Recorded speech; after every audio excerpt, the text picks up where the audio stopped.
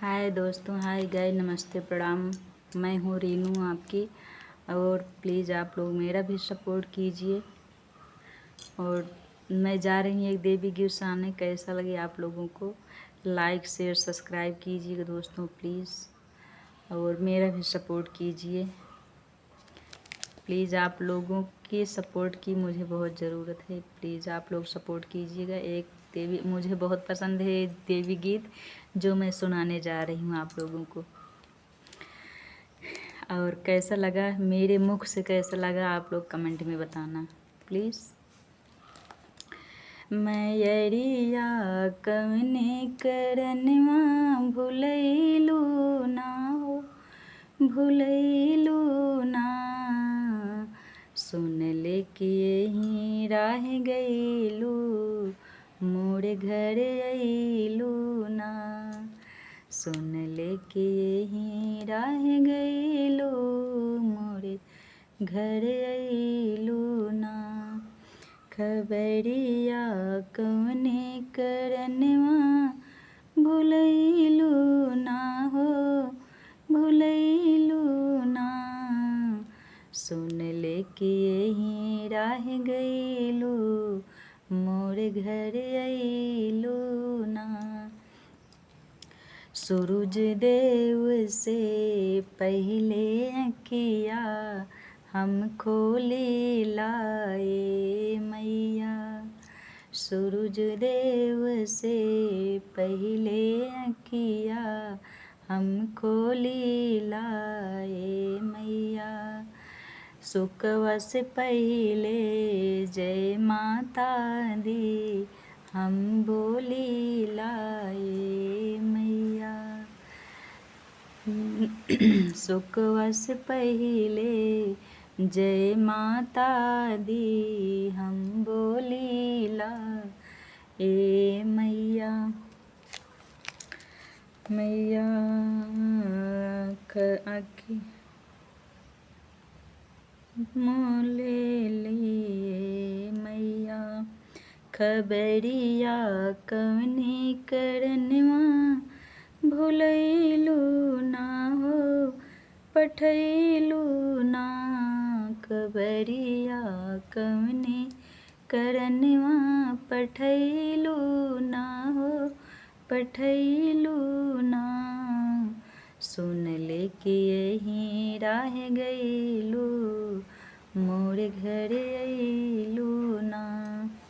सुन ले कि यहीं राह गईलू, मोरे घर अइलू ना। पत्थर माटी के घर मैया तूहू चिन्हे लगलू का। पत्थर माटी के घर मैया तूहू चिन्हे लगलू का।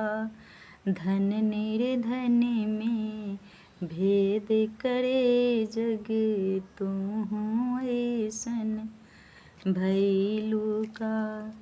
धन निर्धन में भेद करे जग तूहू ऐसन भैलू का। मैयरिया कवने करनवा लोभैलू ना हो, लोभैलू ना।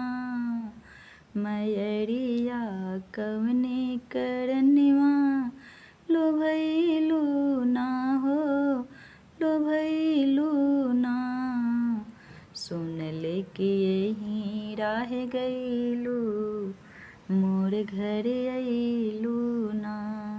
सुन ले कि यहीं राह गईलू, मोरे घर अइलू ना। सुन ले कि यहीं राह गईलू, मोरे घर अइलू ना। गैया के गोबरा से अंगना लिपवली, पोखरा मटिया भीत हो। गैया के गोबरा से अंगना लिपवली, पोखरा मटिया भीत हो। कल साराखी ज्योति मृत्युंजय गावेली पचरा गीत हो। कल साराखी ज्योति मृत्युंजय गावेली पचरा गीत हो। नजरिया कवने करनवा हटैलू ना हो, हटैलू ना। सुन ले कि यहीं राह गइलू, मोरे घर अइलू ना। सुन ले कि यहीं राह गइलू, मोरे घर अइलू ना। मोरे घर अइलू ना। बोलिए जय माता की, बोलिए शेरा वाली मैया की जय।